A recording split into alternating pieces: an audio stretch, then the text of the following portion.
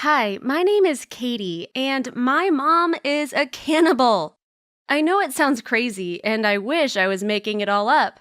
It would make my life a lot easier. Unfortunately, it's true. Mom actually eats other human beings and even admitted it to me a few weeks ago. I'm freaking out and don't know what to do about it. I should call the police and tell on her, but I'm scared to lose her and ruin my family. I have two small brothers who love my mom so much, and my dad doesn't suspect a thing. Can I really tear my family apart?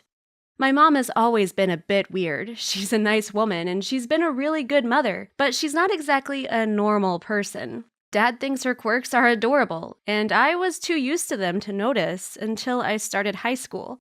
That was when my classmates began making remarks about my mom, how their parents talked about her and her fascination with certain subjects, and how intense she could seem when she was around them. My mom has always been fascinated with stories about cannibalism and murder. She watched documentaries online about it all the time, and you would be so freaked out if you saw her Netflix account. She also reads books about the subject. When I was growing up, she told me so many stories about these creepy cults in South America that ate human beings. She explained that once a year, they had these rituals in which they cooked the corpse of someone who had died recently. From time to time, though, if someone had betrayed or harmed a member of the cult, they would instead murder this person and eat them instead. They believed that this was the right thing to do, as it allowed the traitor to atone for their sins. It was a purification ritual for all involved, but a person died because of it. I was so scared whenever she told me about these stories. I would gasp and hide beneath my blankets as a little girl, but love being scared at the same time, so I listened to all the tales she had for me. When I asked her how did she know about these rituals, she told me she had read it in several of her books. Of course, I believed her. She's my mom. I didn't believe she had any reason to lie to me. There is something else creepy about my mom. Not only does she have a fascination with death, she actually makes a living because of it. She owns her own funeral home. Mom is in charge of running the whole place, but she also works putting makeup and preparing the corpses to be shown in funerals. There is a crematorium in the back of her funeral home, so they offer the whole service. My mother's business is really successful, so she has lots of clients constantly knocking on her door.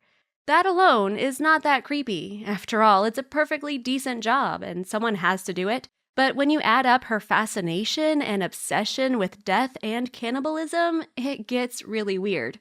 There's one last piece of creepiness that ties all of the rest of it together. Once a year, my mom travels to South America all alone. She never takes my dad, me, or my siblings with her. I'm not even sure what country in particular she visits. Dad said it was Colombia, but my mom has always been really sketchy about the subject. Supposedly, Mom has good friends over there, and she goes to visit them yearly, but honestly, I'm not sure any longer. My friend's remarks about my mom sparked my doubts, and once I began thinking about it, I couldn't stop. I suspected that my mom visited Colombia or any other South American country to participate in the cult's ritual. So I began searching through the house, and in an old box hidden in my mom's personal closet, I made a super creepy discovery. There were pictures of my mom standing next to people dressed in strange black tunics. She was dressed in one herself, and right there, next to the pictures, was the dark tunic, neatly folded up. One night, I couldn't help myself any longer, and I asked my mom if she had ever actually eaten human meat. There was this really weird look on her face when she turned around to face me, and she asked me why I would think she did. I told her that she was always speaking about cannibalism and about the creepy South American cult, and I wanted to know if my suspicions were true. My mom actually admitted it was true. She had indeed eaten human flesh, but I couldn't get her to admit if she participated in any rituals or if she ate the meat in other circumstances. I told her it was wrong to eat humans, but she simply shrugged it off as if it wasn't a big deal. Mom explained that meat was meat, and there was no difference between a pig, a cow, or a human being once they were dead. I asked if she had ever eaten parts of the bodies she prepared for the funeral. Mom looked at me with this creepy smile and stayed silent for a second or two. Then she denied it, telling me she would never do that to a customer's body.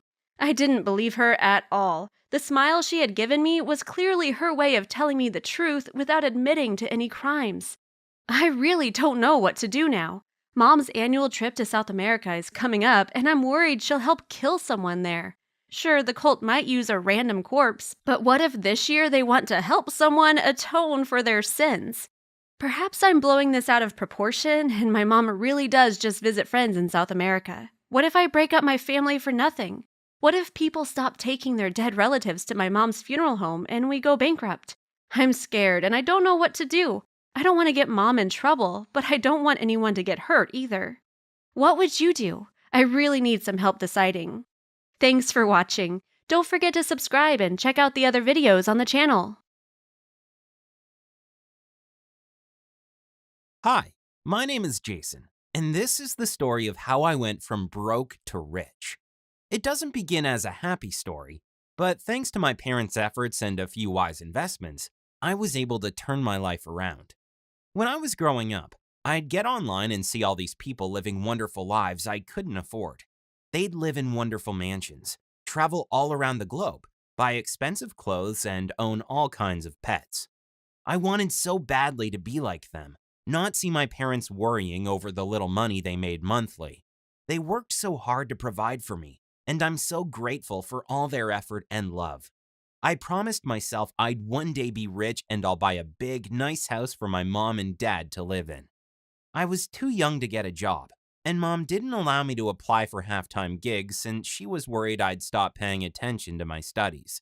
She wanted me to graduate and make something out of myself.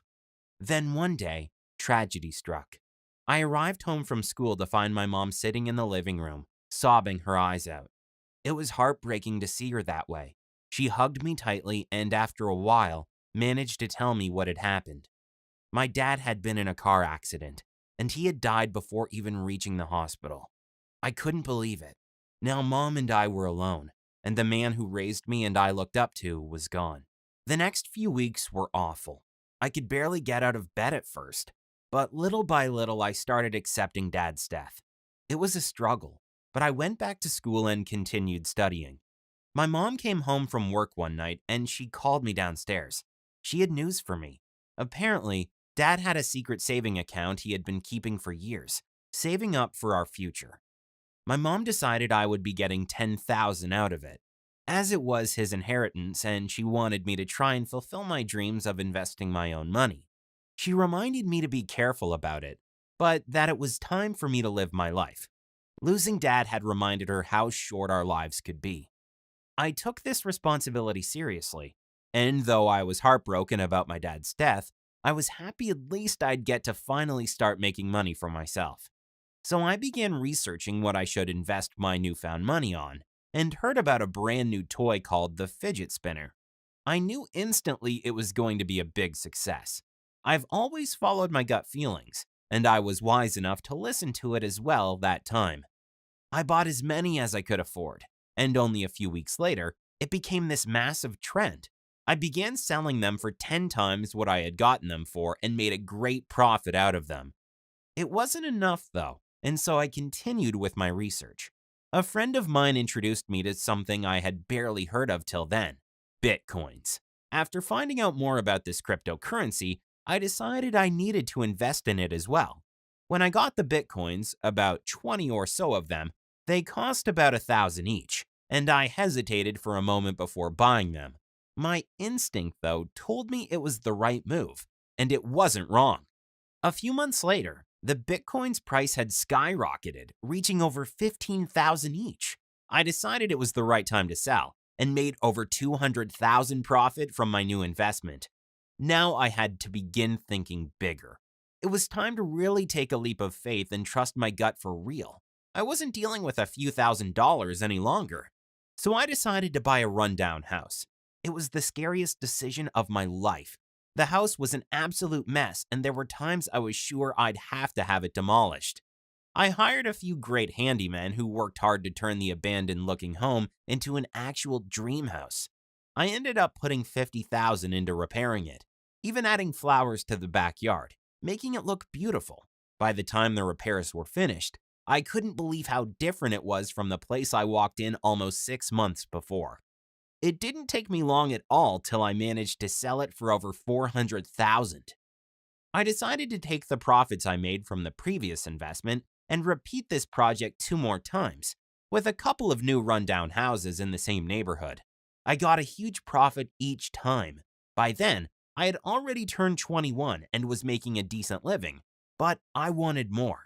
This time around, I consulted with real estate professionals and managed to buy an apartment complex for over $1 million. That might sound like a lot of money, but it was a bargain considering its size.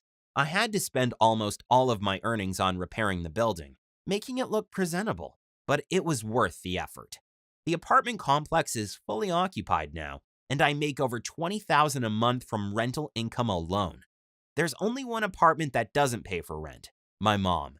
I finally managed to get her a nice home to live in for free, and I get to visit her often. Thanks for watching. Please leave in the comments what your big dream in life is, and don't forget to subscribe and check out the other videos on the channel.